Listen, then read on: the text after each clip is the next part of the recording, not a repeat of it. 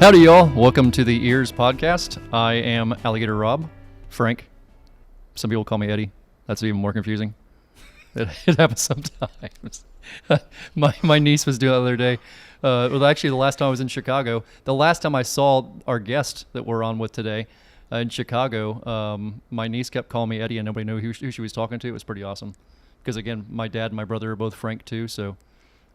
I grew up as Eddie. It's a whole different confusing story. Is there a reason she calls you Eddie? Well, my middle name is Edward, so instead of calling me Frank and having the whole family flinch real hard, everybody just called me Eddie growing up. So it's been just a big goofy mess. People call me all kinds of things. Who knows? Mr. Curtis, how are you? I am, well, I'm good, Frank. Are you good? Yes. I say, if it went well again, I was really going to start to get confused. Last show I said well, and I got the third degree for it, yeah. It was a second degree. Second degree, okay. Yeah, it wasn't third. Let's not go to third degree. That's true. Yeah, okay. Cindy, how are you? I'm going to go with I'm well. You are well. Well, okay. I don't She's know well. why that's all right. suddenly forbidden, but now it's all I'm going to say. No, we're just being goofballs. There you go, yeah. We're just being goofballs. So, you guys ready to jump into this? I'm pretty excited about our guest today. Yep. I'm super excited. Okay, so today we are gathered.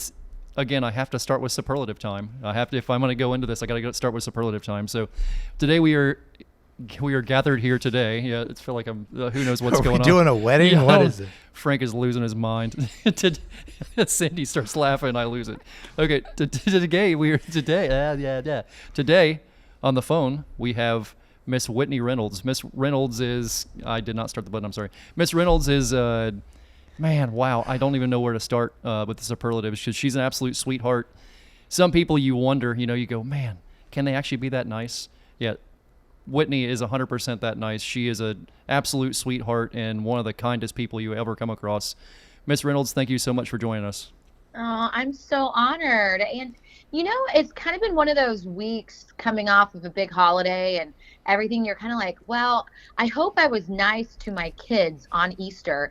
And hearing you say that I'm one of the nicest people, I was just like reflecting like, oh, shoot, that egg hunt, I totally yelled at one of them.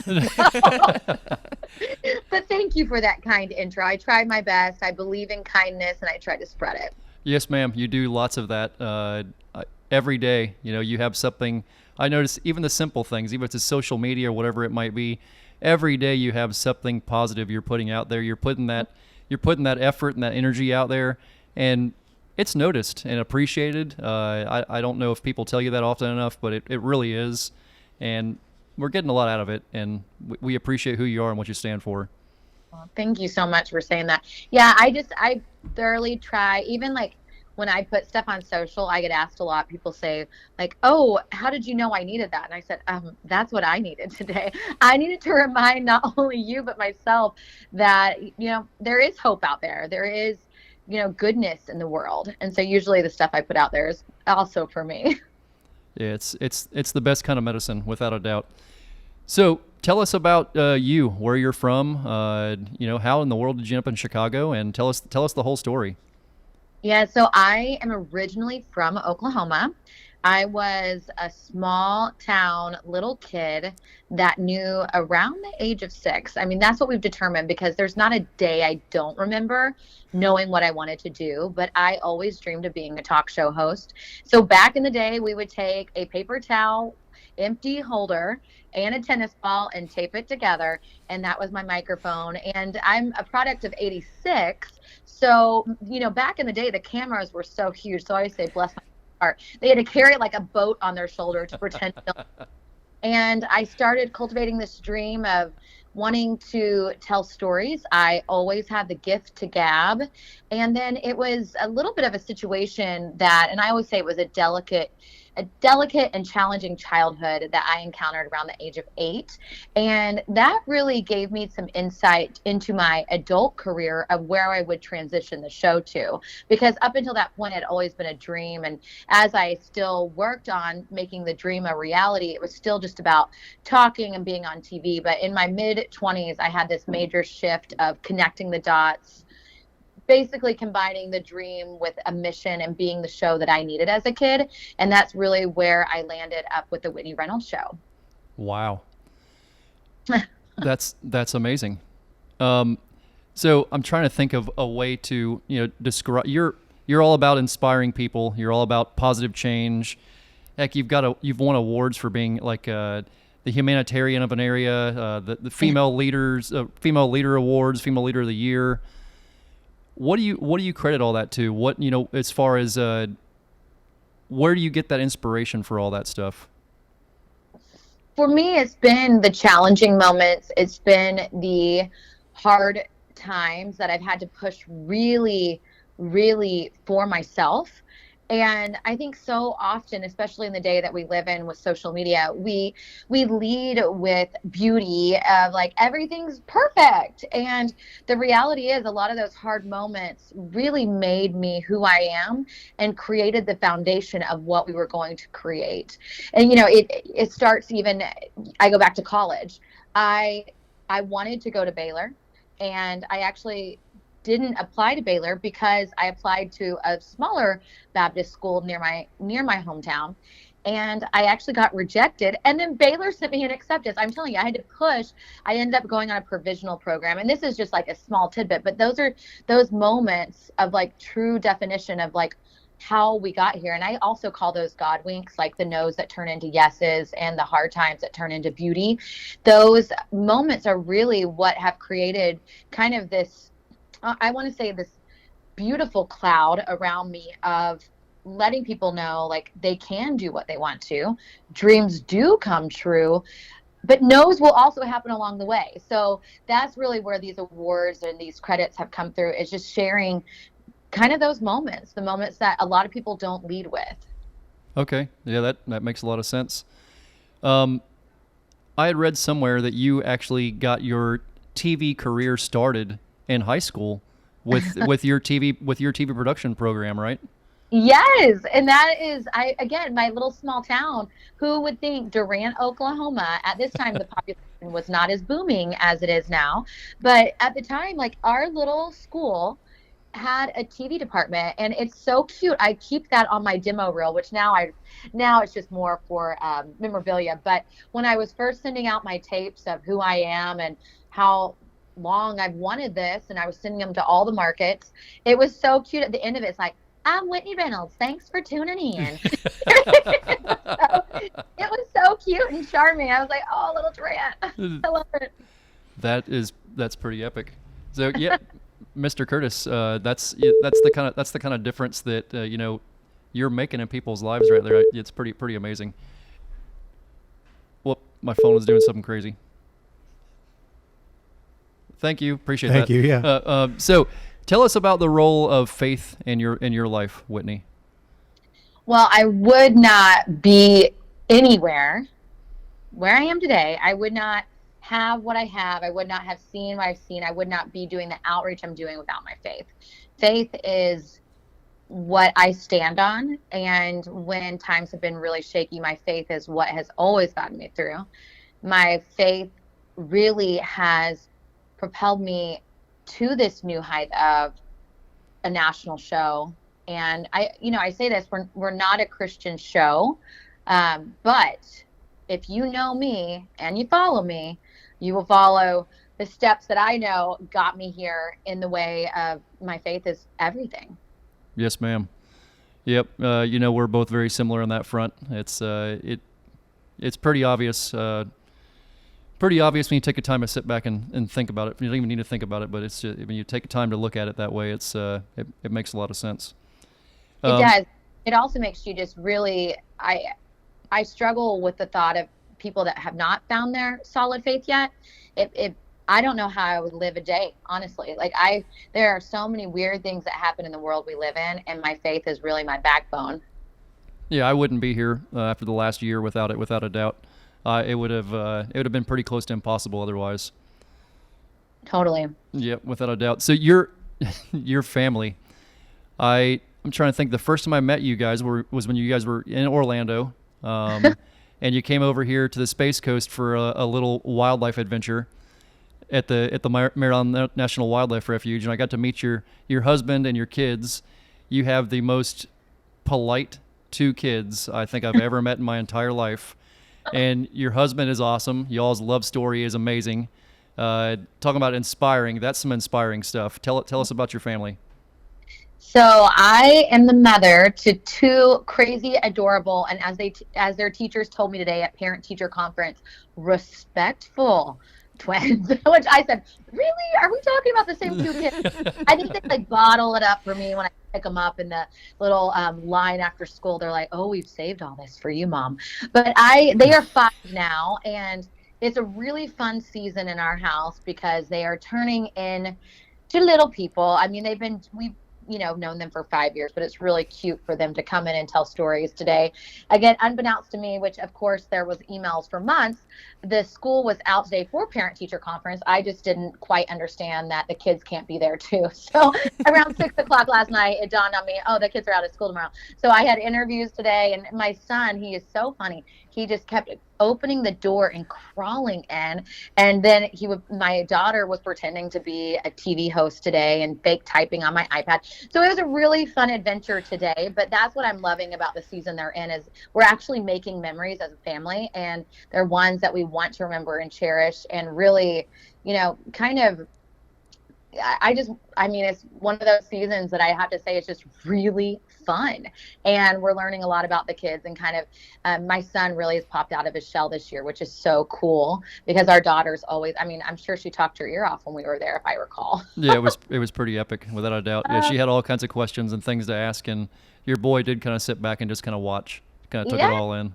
Yeah, and they said he's like out of his shell and running, and I see that, but I'm really happy that other people are seeing that. And then for my husband and I, we are actually going on 10 years of marriage. Well, we haven't hit that yet, but we've been together a decade. We got married very, very fast. It was what I call love at first sight. In fact, if you can see me right now, I'm sitting in the chair I met him in. I walked into a coffee shop and sat right down next to the most handsome man with his jeans tucked in rain boots, and his epic pickup line was, "Can I hook your computer cord in?" That's hilarious. Well, you can. So we had really what I do call love at first sight, and then also the depth of our love story really came into I've always been a woman of faith, and he was someone that always knew the Lord, but didn't really go to church every day and all that kind of stuff. And so literally week 1, he asked for me to be his girlfriend, and that Sunday I asked him to go to church, and from there we've been inseparable. We said I love you 3 weeks later. 3 months later he proposed, and within a year we got married. Wow. That is so great. It's also terrifying. He could have been a psycho, and I would have been in big trouble. But That's right. A year, that's not that long to hide that. I know, right? I like the fact that you took the chair with you too. Well, the interesting thing is the coffee shop actually was shutting down, so he proposed there too 3 months later, and so I actually chalkboard in the kids' room that he proposed on. It said, "Will you marry me?" And I have the chair. The chair I bought, but it was funny because when they were shutting down, I stopped by and I said, "Oh my gosh, the chalkboard." And they said, "Hey lady, there's like 25 other moms that want this." And I showed them the picture of it saying, "Will you marry me?" They go, "You have 10 minutes to get this home." And I said, okay, I'll take it. That's where it's at. That's where it's at. So how about this? Early on in your career, or when you finally figured out this is what you wanted to do, was be a talk show host and make these kinds of differences in life and people's lives. Who were your role models? Are there people that helped you get there? Are there people that you kind of modeled what you do after? Or is this just all you? Well, Oprah really paved this interesting way. She took talk TV and really started telling deeper stories, ones that caused appointment television. I'll never forget my mom coming home being like, "Oprah's on at 4." And she wanted to make sure she didn't miss the person that survived brain cancer.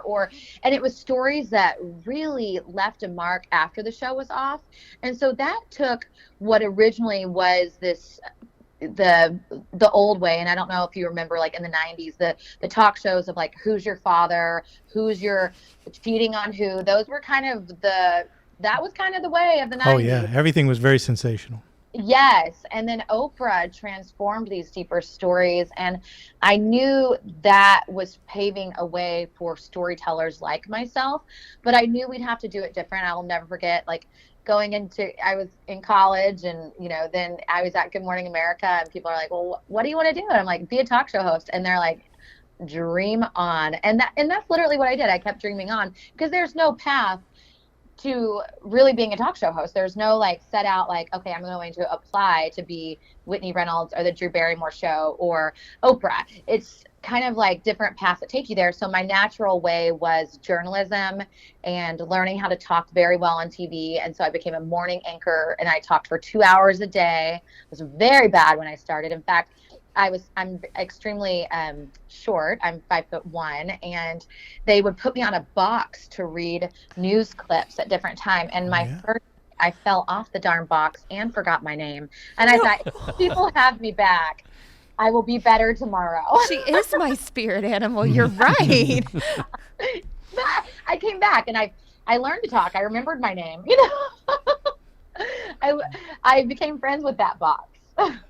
Were you able just to laugh that off and the next day just own it? Is that how you pulled it off? Yes and no. I mean, everything's hindsight. I'll never forget crying in the bathroom that day, and my news director, which was a man, knocking and saying, well, it's illegal for me to come in there, but I want to make sure you're okay. Are you okay? I'm just a little bruised. And he's like, physically bruised? I'm like, no. I wish. Yeah. So, and then the other thing with news, and the one thing I've stepped into in my adult life and owning a show that really roots for others, is I do believe there's enough pie for everyone. And that was a totally different mindset back in the day. In fact, I had fierce competition because they signed me as a reporter producer, and then the morning show opened up. And so they pit me against 4 different people, and I was only 21 years old. I ended up getting the spot, but I was against people that were 60 and had been seasoned in the career for years. No pressure. Yeah, a lot of pressure, but but all those moments, again, I look back and smile on those now, but a lot of those were hard at the time, because, who wants to go to bed thinking about the next day, making sure you don't fall off a box, and, you try to get the job. That's a lot to have on your mind. But that little market still leaves a good little chapter in my book. I love Market 161. It taught me a lot. So, what story have you gotten to cover that has been the most impactful for you? That's a great question. Every story we do, I am just kind of in awe at it. We're stepping into a part of the show where I finally have the funding and the staffing that I really need to tell these stories deeper and stronger the way we should. But this season, I'll give you this season example, and I'll give you another one. But this season, we just sat down with twin parents that when they originally found out they were pregnant, they went in, they saw the heartbeat, all was good. They went back 20 weeks later, because it was during COVID, and they saw 2 heartbeats, but 1 body. And they actually had twins that were sharing, basically they were connected. So they each had, and the crazy miracle about this is now they are separated, and they're at home, and they made miracles not only be known to the world, but they are proof that miracles do exist here. But that story, just sitting with that mom and sitting in a very similar seat of having twins and being a mom, and knowing there's loss that could happen. And I think any mom that watches this interview, or dad, is going to feel what I felt creating this piece of just I just watched a living miracle come to life. So that's one coming up in our new season, that actually for the fall. So we just finished wrapping that. We tape a season ahead. So we're airing what was actually taped in the fall right now. It's released. So we're mid-season. And actually someone on this podcast right now is actually hitting our new season, which is very exciting. I loved sharing your story. We had a show called For the Love of Lives, and we talked about how following the love in your life, it can really save your life. And so we told actually your story, and it was beautifully done, and just talking about how following an alligator to go help an alligator in Chicago led you to this kind of tribe in Chicago that roots for you and help fund your surgery. So that's another one of my favorites. I would be remiss if I didn't bring that one up. But the one that really sticks out to me, and I'm looking at the sign on my wall right now, is our Emmy nomination. It's for veterans. I always say, like, there is not enough we can do for our veteran community. And so we always share different stories of veterans, but this one was integrating veterans back into society in a way that's going to be very fruitful for them. And that was our Emmy nomination. And so that one is a program that will forever have changed me. That's beautiful. Yep, and you made me cry. Aw. So Yeah. I was trying not to call him out on it. so now, okay, Harmony, we're not playing music now. You just played. The music started, honey. Okay. Well, you didn't touch anything. Anyway, so tell me about high school. I teach to high school TV production. And so I am really curious as to, because I was just talking to our audio person in there. There's 2 high school students who are here that are running audio and video for us. And what? No, everything's fine. She was apologizing. Oh, okay. Okay. Mm-hmm. So anyway, now what kind of program did you guys do? A daily show? Did you do just? It was Today at Durant High School, and we would run through the announcements. It would come on at, I think, at 8:05. And So did you do it live? we did not do it live. Sometimes we tried, and they were always very disastrous. One of the live ones, though, that I will always remember is I got called in. They said we need to do breaking news, and I'm like, well. And it was when I was nominated for Homecoming Queen. So they asked all the court in there, and they said, we have breaking news. And so that was really fun. And I think that one was live. Again, very, very disastrous moments on live TV in high school. But it was such a neat program because it's a small town, and they actually had great cameras. We had a little set. We learned how to produce. It gave me an upper hand for going into journalism at Baylor. Like having that and having that confidence of knowing I could teleprompter in high school, which is such a weird thing. Again, I didn't kick the accent probably until after college, and I still have a little bit sometimes, and if I have wine, a little bit more, but but it taught me a lot. It was a great program. I'd highly recommend for schools to kind of see all the different. They had a thing in my school where you could break out and see different like careers you wanted to do, basically like a career day, but you did this over 4 weeks. And I think that's how they developed the program, as they saw that there were a lot of kids interested in media at the time. Yeah, and that's amazing because that's not a cheap program to put on. Somebody had to come up with some money and to put something behind it. And that's saying something. Somebody had some foresight. Yeah, and it is really neat now because I went back for my 10-year reunion, and it was crazy because they even have like what I would call the state-of-the-art studio. It was pretty incredible because they built a brand new school, and so with that, they actually funded the new studio even more. What's your senior class think about you now? I'm still Whitney Reynolds. I am still, when I go in, I call Durant, Oklahoma, like Disneyland for me. The lady still has my picture at the donut shop hanging up. I mean, my favorite, she always keeps it. She used to do that for me every Saturday. She would keep, because, they sell out of their donuts because it is the donut shop of town. So she would save me my favorite, and she still does whenever I come into town. It is just one of those sweet towns that rallies for people. And I actually got to go back when I had my book launch. I got to go back and speak to the high school, and that was really special. And that was before they moved to the new school. So it was very full circle going back to my old school and going in there. And just, my hometown is one that really has rooted for me all along. And I'm really appreciative. Again, my family situation was very different for a small town in Oklahoma. And because of that, a lot of people could have been bullied or, even made fun of in different ways by adults, or I guess that's another form of bullying. But they didn't. They actually rallied behind me and have rallied behind my dream. And it's really special when I go in. What is the donut of choice? It is definitely like a cinnamon glaze. This sounds so bad and probably like, oh my gosh, don't let her go in. It's like a cinnamon glazed, like wrap around like honey bun. So keep in mind, like this one wraps so like Princess Leia's hair, like it's like a whole side of her ear, but then they douse it in hot, like immediate, like the chocolate, but they do it hot for me because I like it a little toasty. And so it's like dripping. It is just goodness, but you really do not probably need to eat for the next week after that one. That's a super sugar coma. Is that what you're telling me? It is just amazing. And believe it or not, I used to drink a Diet Dr. Pepper with it. Like, what an oxymoron. Like, I was like, oh yeah, I'm being such a good girl with my Diet Dr. Pepper. So tell us about your vacation you just went on. How'd that go for you? You were in Florida, right? We were, and that is the funny story about alligators. Or I don't know which one they told me. They said, I asked if there were alligators or crocodiles, and they laughed at me on one of them. I don't remember which one it was. They were like, no, not here, but that. Yeah, so there was one of them in the water that we could have been with. Where were you at?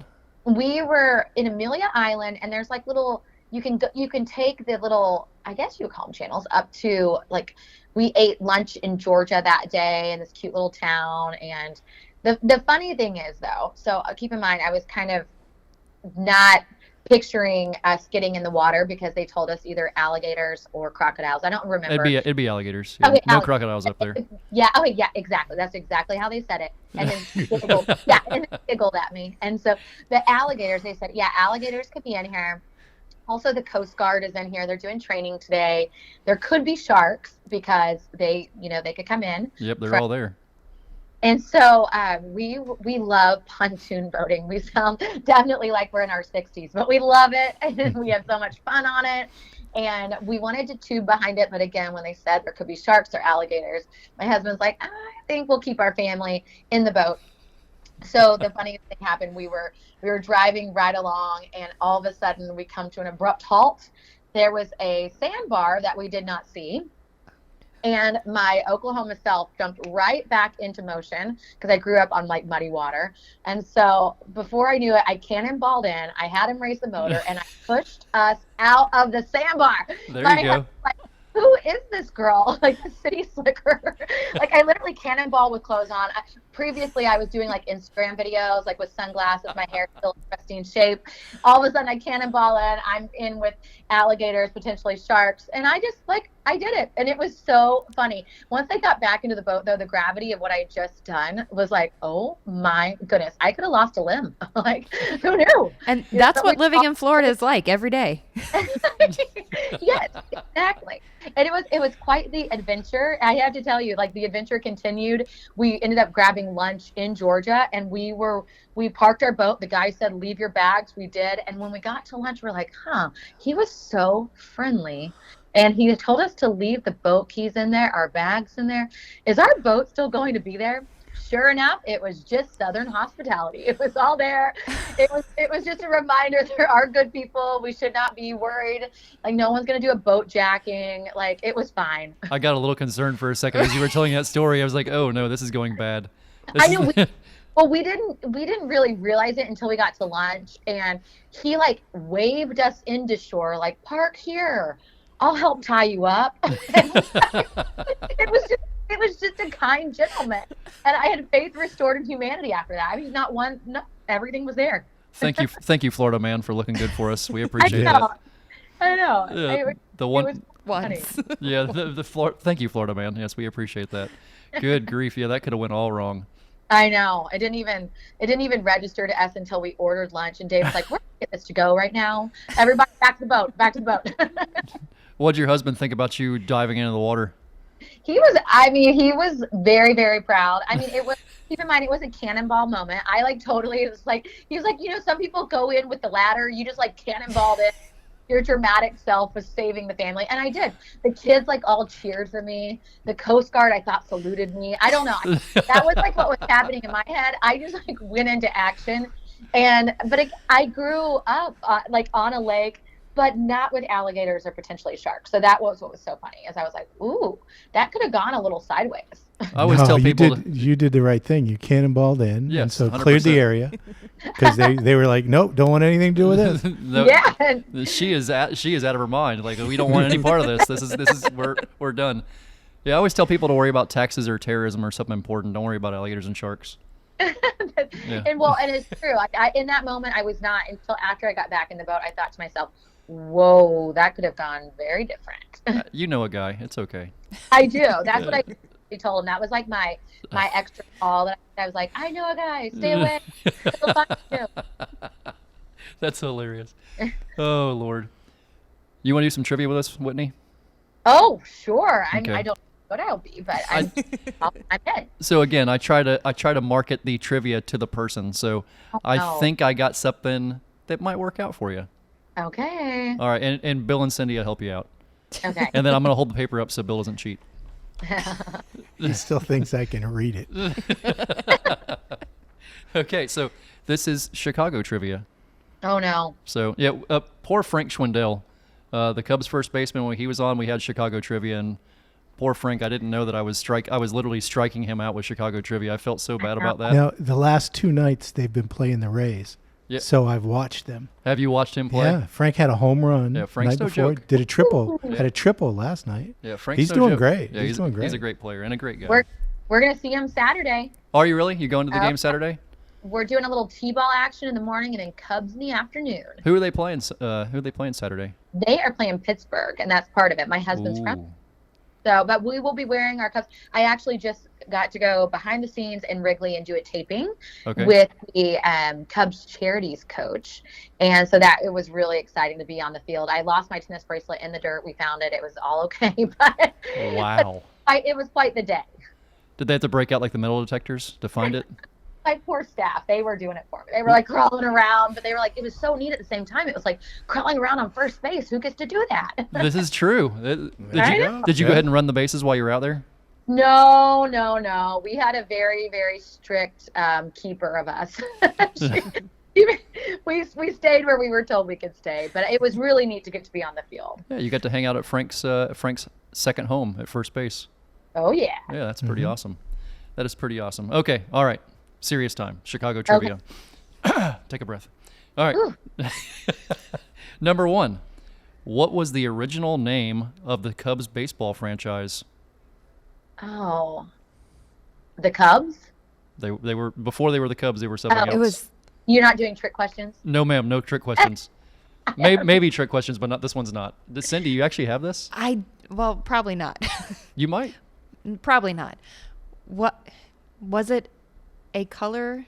It was a socks color that doesn't exist anymore. No, it was a color of something sock. Yes. Okay, I just don't remember the color. Stockings. Actually, yeah, it was the white stockings. No way. Indeed. Yep. And so is that how they formed the White Sox? I believe it is. I think I'm not speaking.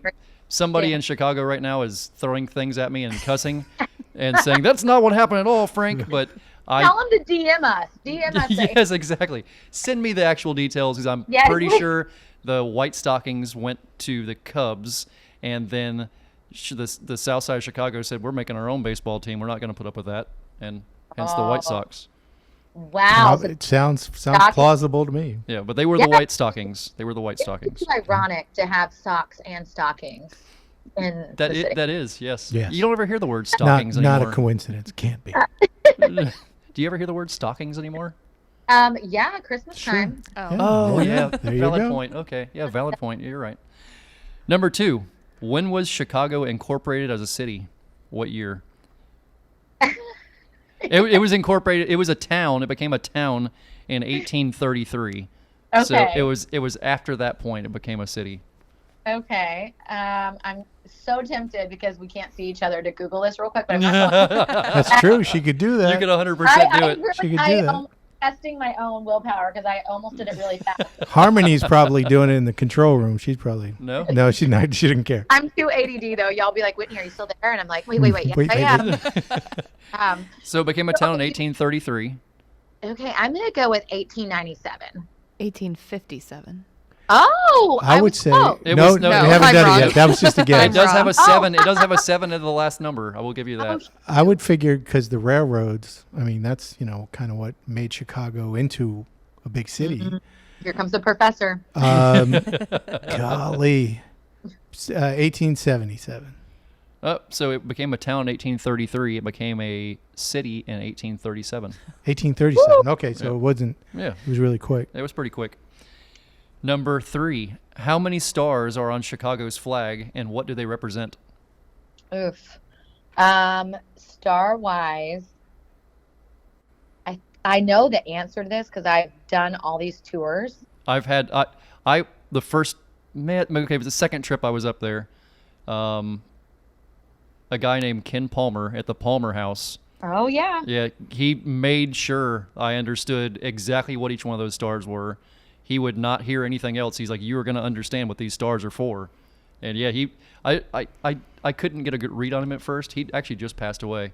I couldn't get a good read on him at first. So I didn't know if he was joking with me or being serious, but he was just a big jokester. And but the guy was just a wealth of information when it came to this kind of stuff. But yeah, He's probably one of those tour guides back in the day. I learned more from the double-decker bus tour. really, But I'm gonna go with 4. there and I are know- 4. Yep, I know one of them has to do with the Chicago fire. yep. That's star number 2. Oh, That wow. was in 1871. Oh, okay. Just 40 years after it was a city almost. And then I know the World's Fair was huge. Yep, World's Fair was one of them. Oh, it is one of them. Okay. Yep. Okay, yeah. That's it. That's all I got. I would say I would love to say there's a 5th star for the Whitney Reynolds show, but not the case. Give we it, know give it 4. time, Whitney. Give it time. It'll be there. I know one was for Fort Dearborn. So it was Fort Dearborn, the Great Fire, the World's Fair, and what was number 4? Oh my gosh, I'm drawing a blank on what number 4 is. I'm drawing a blank on what number 4 is. Chicago, I'm sorry, I'm drawing a blank on what number 4 is. The Cubs winning the World Series again? No, it was before that. It's Okay. had a 4th star for a long time. But Okay, the 4 star's been there? Yeah, it's been there for a long time. So you're telling me there's a chance they could add another star? There's always a chance. Yeah, Okay. there's always a chance. There's always hope. I'm going to inspire you to say this is possible to happen, Whitney. This is possible. Okay, number 4. Which Chicagoan became the first American woman to win the Nobel Prize for Peace when she died in 1931? Oh. When she did in 1931. She didn't die in 1931. I'm sorry, ma'am. Okay, wait. She died when? She didn't. He doesn't know when she died. He knows when she didn't die. Yeah, she did not She die won in the prize in 1931. 1931. Yeah, I put did instead of, and I thought I wrote died. So I apologize, ma'am. Can you give me a hint? It's lady. Probably Frank so doesn't even late. know who it is. No, so I do, He I can't do. give you an idea. So which Chicagoan became the first woman to win the Nobel Prize for Peace when she did that in 1931? Her first name is Jane. Oh, I don't know. Do you know I this, would- Cindy? Come on, of course you know who won the Nobel Peace Prize in In 1931. 1931. Doesn't Well, everybody? It was the first Chicagoan okay. in the first So did American they name woman. a street after her? Is there a street? You know, Oh! there might Do you be know a street that? after her. Adams, if there is a street. It is 100%. See, Jane there you Addams. go. You just Oh, you- that makes so. Now, the more you know, I'm gonna be driving and honking and being like, Nobel Peace Prize, 1931. there you go. Where is that at in Chicago? I think it's the highway, right? Is it really? Yeah, I think they call it. Hang on. I'm feeling very, very silly right now. I hope What? Chicago don't judge. Okay, I'm gonna look it up. Jane Addams Freeway. This is hilarious. So there you go. I mean, it does make sense. It would be a highway. Well, It's yeah, a pretty why important, wouldn't pretty important thing. Yeah, That's but there's not a lot of peace in traffic. Okay, yeah, the Memorial Tollway. It's kind of that Nice. juxtaposition. Yeah. Wow. Okay. Wow. Yeah. All right, number 5. We're in this on a very positive note. You 100% got this, Whitney. I believe in you. Oh, really? Okay, come Yeah, on. I believe you got this one. Number 5. Chicago boasts the only public sculpture ever created by which 20th century artist? Wait, say it again. Chicago boasts. You're so confident I was gonna have the answer to No, this. you do have it. Oh, you have to. You- Come you- on. you this 100% one's have this is one. an icon. Chicago boasts or brags about the only public sculpture ever created by which 20th century artist? Oh, You want to tell her what it is? The bean. Well, the give bean. me like 3 choices. Yep, it The is the bean. It bean. is the bean. It's the bean. Oh, Yeah, but who made it? Who made it? Is I it? mean, Was it actually? do y'all the bean? really know who Yeah. did the? Is this like something I should know? Who Yes, made the ma'am. You should know You this should one. know. Yeah, you should know this It's one. Picasso. Yeah, it was Picasso. No way. No way. Yep. Yeah, it's Picasso. Wait, wait. You- Did he make it for Chicago? Yeah. Yep. That It is was the not- bean. I think so. I think Yeah. that's what it is. Isn't that It the was- shiny thing? Yeah, it's a big shiny Yeah, thing. but- The big shiny thing, yeah. It's a Picasso bean? What, Harmony? What you got? Turn on your microphone. Tell me. Okay, so this isn't about this question. This Uh-oh. is Harmony, you're question killing me. 3. I was trying to wait. I was trying to tell you I was waiting. But so the last one was Century of Progress Exposition in 1933 to 1934 for the star flags. The Oh, last for number star. 3. I got you. I got Okay. you. Oh. Find. Yeah, good find. Yeah, so Good job. Way to use Google. whichever you thing it that was. the- Yeah, it's the Pablo bean was Picasso. not- Picasso. It was not Picasso. It says it's Anish Kapoor's Cloud Gate. Okay, so that was okay. It's a different. I didn't say. So it's a I didn't different thing. think Picasso. It was the bean. What did It's- Picasso make? He then? made something else in there. I do remember hearing about it. I was going to say It's the a- bean is not very Yeah, I was gonna say Picasso-esque. the bean's not Picasso-esque.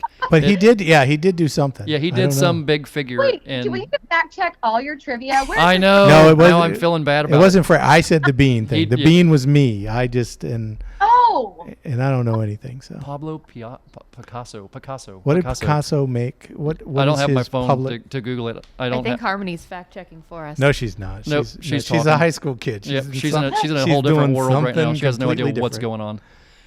Miss Reynolds. oh, he did the main stuff in front of the city buildings. Oh, Okay. Yeah, yeah, like okay. Well, I guess that makes sense. Pablo Picasso. Yeah, There you Picasso. go. Yeah, it's funny. Before I knew that he did anything in Chicago, I thought he was from a long time ago, and I felt very silly knowing that he was that recent in our past. Yeah. Yeah, Yeah. my parents are actually collectors, so I have some what I guess they call them numbered prints. Wow. Signed by them. Yeah, I have one that I'm looking at right now. I could send you a picture after this. Okay. Yeah, please move do. it. But my parents collected them, and so somehow I landed them, which is very exciting. That is exciting. I know. It's not my husband's forte, but like I tell him, I decorate this house. You will like it. That's where it's at. But Thank you you. would have had me saying he did the bean. I'm so glad we fact checked. No. Yeah. I Oh, was. yeah. I No, was no, no. I'm going. I don't think that's right. Okay. I'll believe you if you say it's the bean, but I'm not believing No, that it's I actually the don't bean. I'm questioning the legality of the bean. The bean. Yeah, There you go. Yeah. I'm sorry, Mr. Curtis. It's a protest. That's okay. No. Miss Reynolds, thank you so much for joining us. Yeah, this was great. Thank you so much for having me and kind of, not only pushing our mission forward by sharing our story, but also giving people insight to what friendship looks like. This was so nice just to chat with a friend on this. So I love that people are getting to see and hear that. Yeah, I think the world of you. I hope you know that. You and your husband and your family, you guys are some of the sweetest people I think I've ever met, and I really appreciate you all, what you stand for and what you're all about. It's just it's so refreshing. I tell people all the time how important it is to have that circle, that circle of good people, and you are 100% part of that amazing circle. So I hope you know that. Well, thank you so much for that. It feels the same way back to you.